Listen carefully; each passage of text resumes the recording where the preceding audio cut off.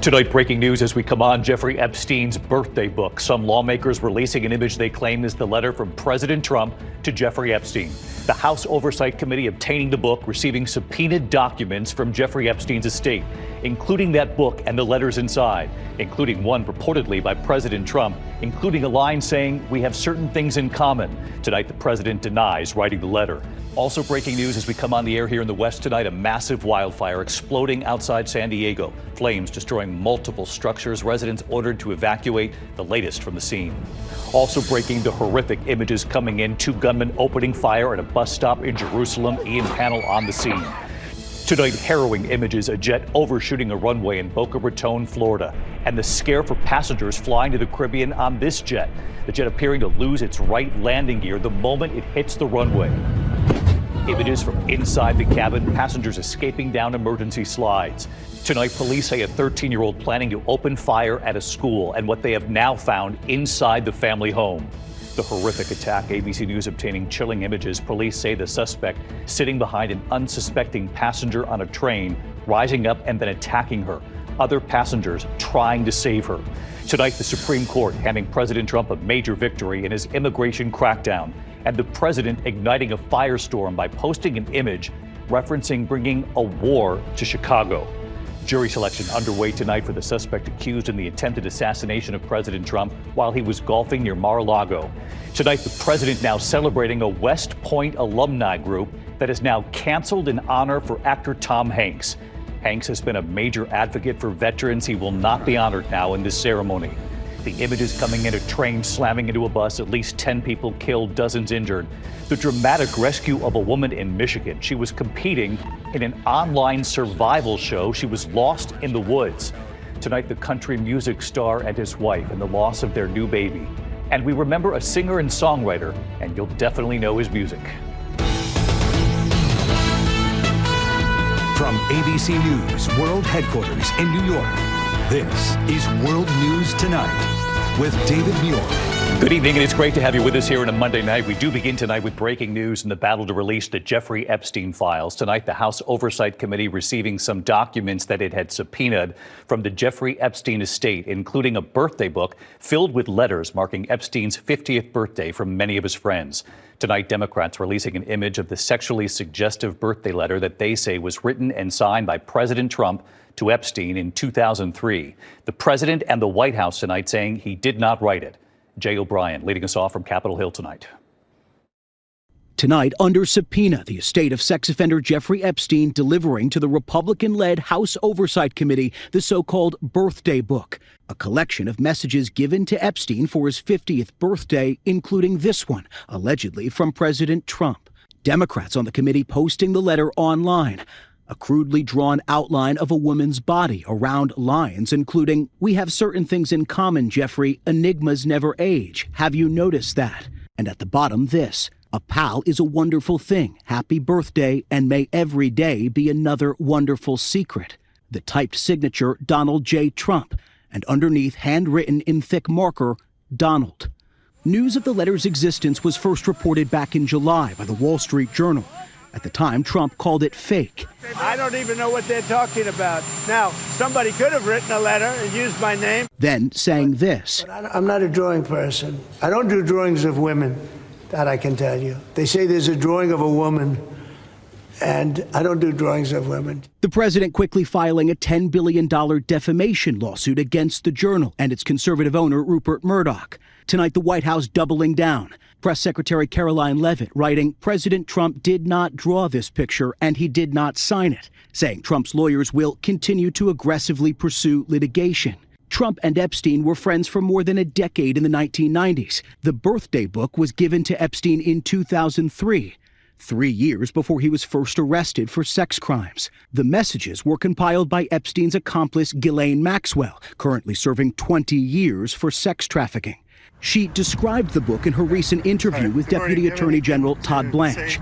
I coordinated the putting together of the book, and in some instances I called people to ask them to contribute. Blanche, who used to be the president's personal lawyer, asking Maxwell if Trump had contributed a message to the book. She told him she didn't remember. David, we're hearing tonight from the attorney for dozens of Epstein victims, many of whom were up here on Capitol Hill just last week for an emotional news conference. He's blasting what he calls President Trump's hypocrisy, saying it's frustrated many of the victims, and he's calling on the president to withdraw his lawsuit against the Wall Street Journal and to publicly apologize. David. All right, Jay O'Brien leading us off tonight. Jay, thank you. There are late images coming in tonight as we're on the air in the west. A massive wildfire exploding outside San Diego. Flames destroying multiple structures, including homes. Residents ordered to evacuate. Here's ABC's Melissa Adan from California. Tonight, homes on fire in Southern California. A massive firefighting response to a fast-moving blaze erupting out of the brush in Lakeside, northeast of San Diego. Multiple structures involved from his vantage point at his spot and way out ahead. The fire breaking out just before 3 p.m. local time. Families in the area told to evacuate. Chopper video from our San Diego affiliate KGTV showing multiple structures engulfed. At least one person injured. It's not clear the extent. Firefighters stopping forward progress on the fire after about an hour, but the damage was already done. CAL FIRE saying at least 4 structures were destroyed. David, dry conditions and gusty winds are fueling this fire. A wind advisory is in effect in this area through tomorrow. David. Melissa Adan from California tonight. Melissa, thanks. The other breaking news, there are horrific images coming in tonight from Jerusalem. There's been a terror attack. 2 gunmen opening fire at a bus stop. At least 6 people killed, more than a dozen wounded. Our chief foreign correspondent, Ian Pannell, on the scene. This was the moment Palestinian gunmen opened fire on commuters waiting at a bus stop in Jerusalem today. A dashcam video capturing terrified passengers fleeing for cover. 2 gunmen targeting passengers before boarding a packed bus, opening fire, killing 6 and wounding more than a dozen.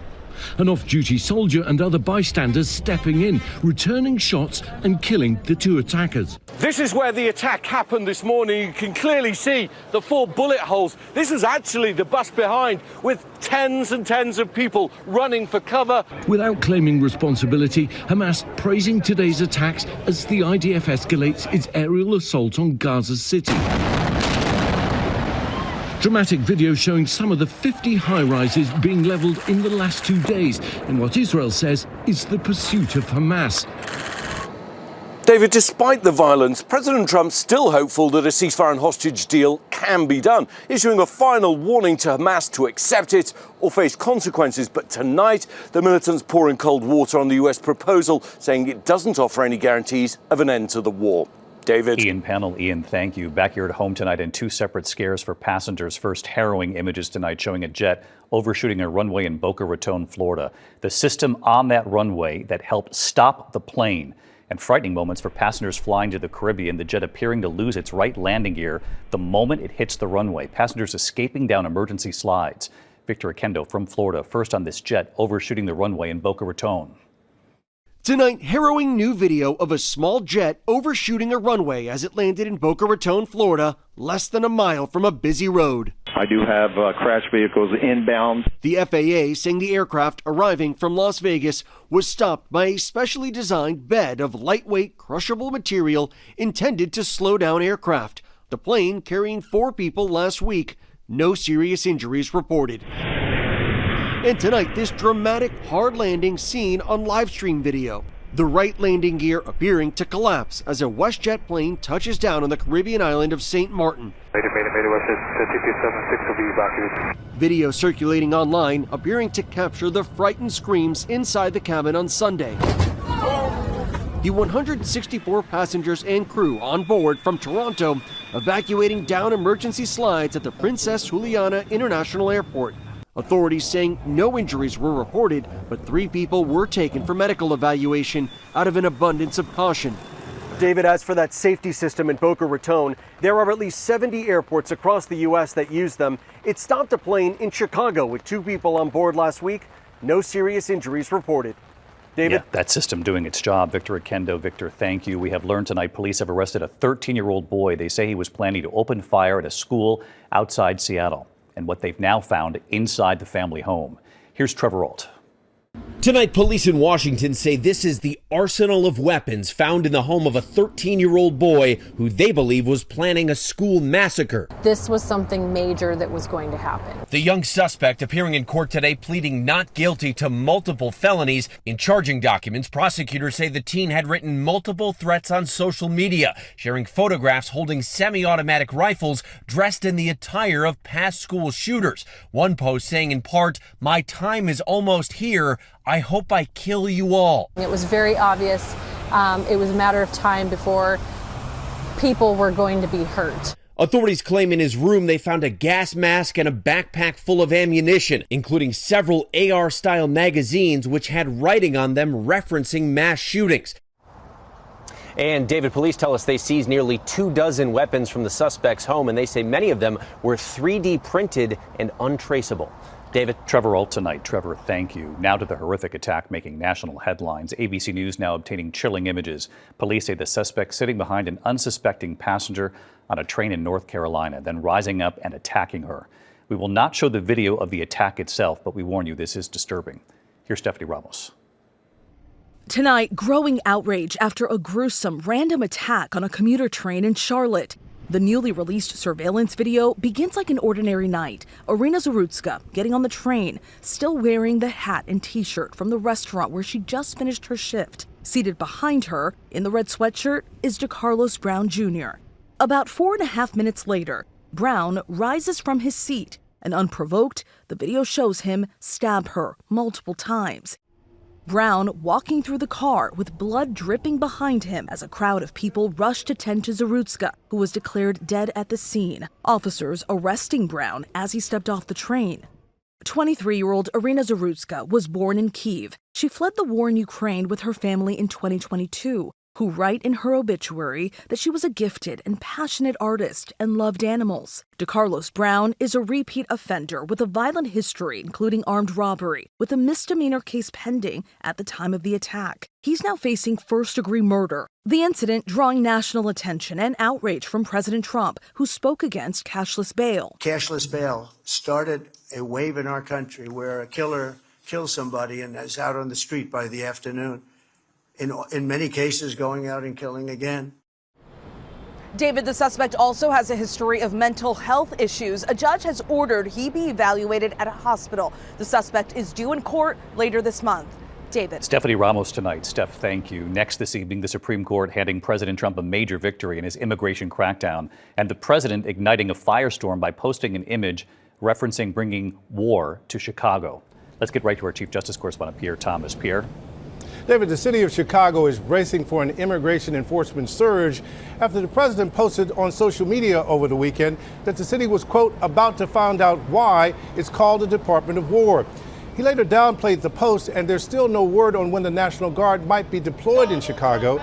But today, Homeland Security officials announced Operation Midway Bliss has been launched, which they say will target the worst of the worst foreign nationals accused of crimes.